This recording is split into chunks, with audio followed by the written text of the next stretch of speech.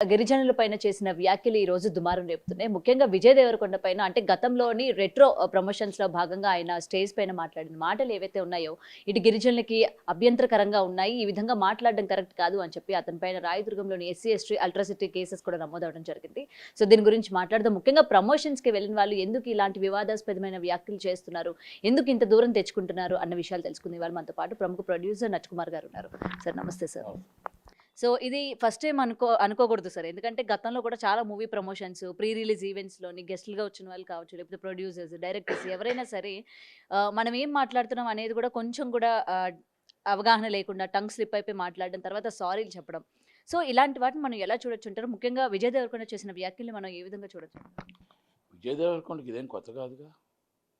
లైగర్ దాంట్లో నా తండ్రి ఎవరో తెలియదు, నా తండ్రి ఎవరో తెలియదు, ఇంతమంది జనాలు వచ్చిండ్రు అంటే ఫస్ట్ మాట్లాడేటప్పుడు అది సమాజంలో తప్పు అంటారా కాదంటారా అని తెలుసుకోగల. ఫస్ట్ విజయ్ దేవరకొండ తెలుసుకోగలగాలి. ఇది విజయ్ దేవరకొండది ఇదేం ఫస్ట్ కాదు. So many times tongue slip అయ్యాడు. అంటే ఆయన ఏమనుకుంటున్నాడంటే ఆయనకని స్టార్డమ్, నేను పెద్ద సెలబ్రిటీని, నేను తెలంగాణకే ఒక పెద్ద హీరోని అని అనుకుంటున్నాడు. It's not correct.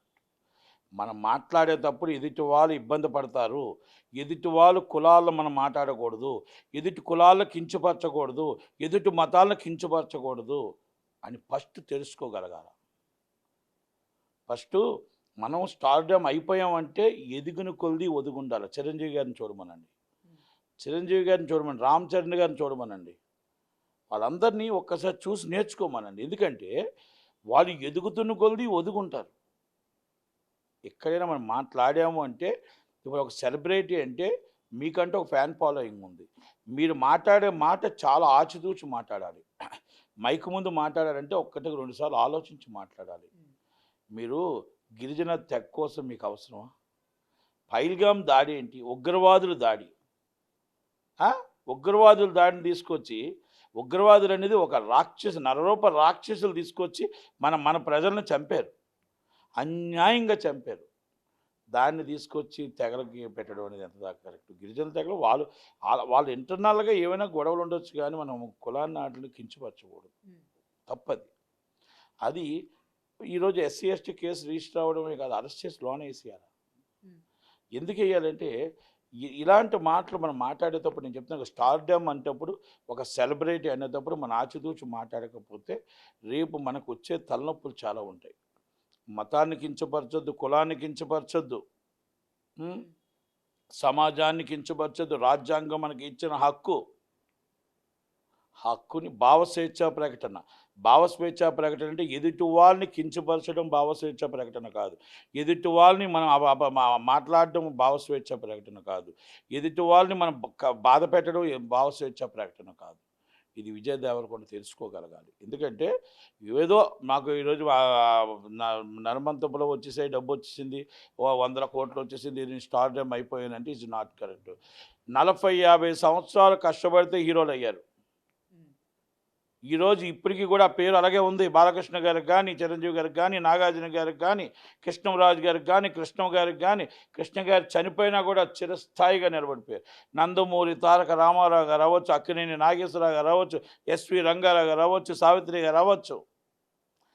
ఈరోజు మనం సూర్యకాంతం గారిని, వీళ్ళందరినీ మొత్తం ఎంతోమంది ఆర్టిస్టులు ఈరోజు గుర్తు చేసుకుంటూ ఉంటాం. ఎందుకో తెలిసిన వాళ్ళ స్టార్డమ్, వాళ్ళు ఉన్నంత వరకు వినయంగా, కలమ్మ తల్లి ముద్దు బిడ్డలుగా ఆచితూచి మాట్లాడారు. కులం కోసమో, మతం కోసమో, ఇంకొకరి కోసమో, విలువ మన ఆస్తులు ఎక్కువ ఉన్నాయి, వాళ్ళకి ఆస్తులు, అవన్నీ ఎప్పుడు మాట్లాడలేదు. అంటే ఒక్కసారిగా స్టార్ అయిపోయేసరికి ఇంకా నన్ను తలదన్నే వాళ్ళు లేరు అనుకోవడం. రాత్రి స్టార్ అయ్యాడు కదా, ఒక రాత్రిలో నైట్ స్టార్ అయ్యాడు. ఆ స్టార్ అవ్వడం వల్ల ఆల్ ఆఫ్ ది సడన్గా ఒక సినిమా వచ్చింది యావరేజ్, రెండో సినిమా యావరేజ్, దాంట్లో పెద్దగా ఏమీ లేదు. అసలు ద్వారకా అనే సినిమాకి 1 రోజు 2 రోజులు ఆడింది అసలు. తర్వాత ఎవడే సుబ్రహ్మణ్యం నేనే ఆ డిస్ట్రిబ్యూటర్ కూడా. ఆ సినిమాకి నాని కంటే ఎక్కువ ఈయనకు వచ్చింది పేరు దాంట్లో. అక్కడి నుంచి అందుకున్నాడు. తర్వాత మహానటిలో పెట్టారు. తర్వాత ఇంకెక్కడికో వెళ్ళిపోయాడు. గీతా గోవిందం నుంచి వెళ్ళిపోయాడు. వెళ్ళిపోయిన తర్వాత ఒకే ఒక నైటు 10 లక్షల హీరో ఇంచుమించు ఒక 3-4 కోట్ల హీరో అయిపోయాడు. అయిపోయేటప్పటికి ఏమైందంటే ఆ డబ్బు కూడా ఏం చేయాలో తెలియని పరిస్థితికి వచ్చాడు. మొత్తం అడ్వాన్సులు మొత్తం టోటల్గా సో మెనీ క్రోర్స్. ఈరోజు ఒక 25 crores రెమ్యునరేషన్ గెలిపాడు లైగర్ క్యాటిల్కి. అదే లైగర్ తీసుకొని రోడ్డు మీద పడిపోయారు. అదే లైగర్ తీసి రోడ్డు మీద పడిపోయారు. మరి వాళ్ళకి అందరికీ రెమ్యునరేషన్ ఇవ్వాలి కదా, వాపస్ చేయాలి కదా. మరి అయినా ఇవన్నీ నేను అంటున్నానంటే వాళ్ళందరూ ప్రజల కోసం ఈయనకి అవసరం లే. వాళ్ళు ఇప్పుడు ఎవరైతే డిస్ట్రిబ్యూటర్లు ఉన్నారో ప్రొడ్యూసర్ వాళ్ళు నాశనం అయిపోయింది అవసరం లే. కానీ ఎదుటి వాళ్ళ కులాల కోసం ఈయనకి ఎందుకు? మీ డబ్బు వచ్చింది, ఆ దేవుడు అదృష్టం.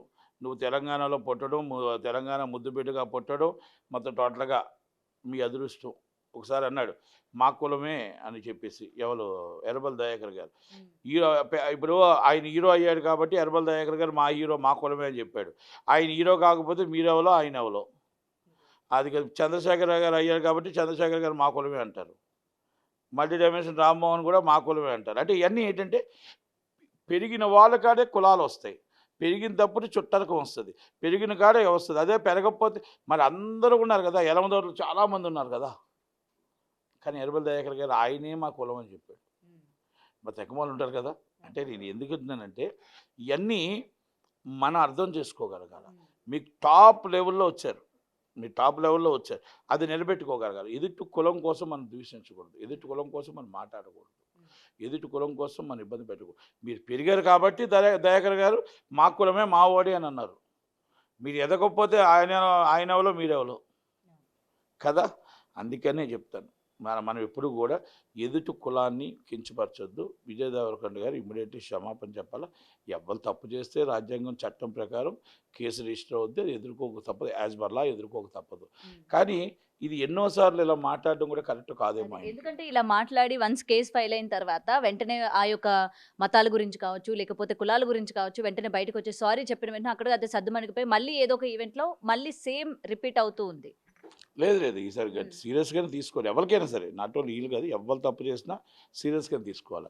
ఇలా మనం ఎదుటి వాళ్ళని కించపరచద్దు. మనం భావస్వజ్ఞ స్వేచ్ఛ అంటే మన ఎదుటి వాళ్ళని కించపరచమని ఎక్కడ చెప్పలేదు.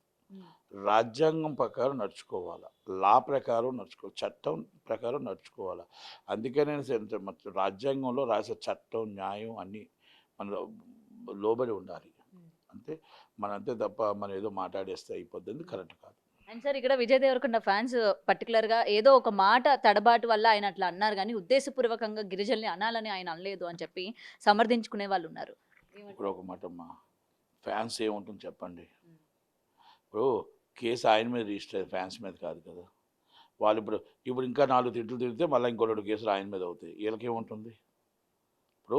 ఇప్పుడు కూడా తప్పు జరిగినప్పుడు తప్పని ఒప్పుకోవాలా, దాన్ని ఎలా మనం సర్దిద్దుకోవాలని చూడాలి. అంతే తప్ప దాన్ని ఇంకా కొంచెం మనం ఎక్స్ట్రా చేద్దాం అనుకుంటే ఆయనకి నష్టం అవుతుంది. ఫ్యాన్స్ ఎప్పుడు కూడా హీరోకి నష్టం చేయొద్దు. తప్పు జరిగినప్పుడు దాన్ని రెక్టిఫై చేయాలి. అనాలని అనలేదు, ఆ మాట అనవద్దు అసలు. మీరు కులాలను తీసుకురావడం ఎందుకు? పైల్గామ్ దాడి మనం సమర్థిస్తున్నామా? కాదు కదా. పైల్గామ్ దాడి ఒక విచారకమైన బాధ. ఎందుకంటే ఈరోజు మనం 30 మంది మనం పోగొట్టుకున్నాం. మన సింధూరం అంటే బొట్టు చెరిపేశారు. అలాంటి వాళ్ళని మనం ఇండియాలో ఉంచాలా? కాదు కదా. అలాంటి వాళ్ళు నర్మేధం చేసిన వాళ్ళని చంపాలి. అందుకనే సార్ పాకిస్తాన్ మీద అటాక్ జరిగింది, మన వాళ్ళు అటాక్ చేశారు.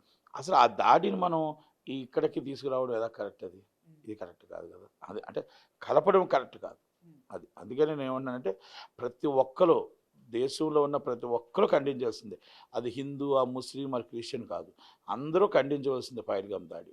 కనుక ఆ దాడికి వీటికి కలపడం అనేది కరెక్ట్ కాదేమో.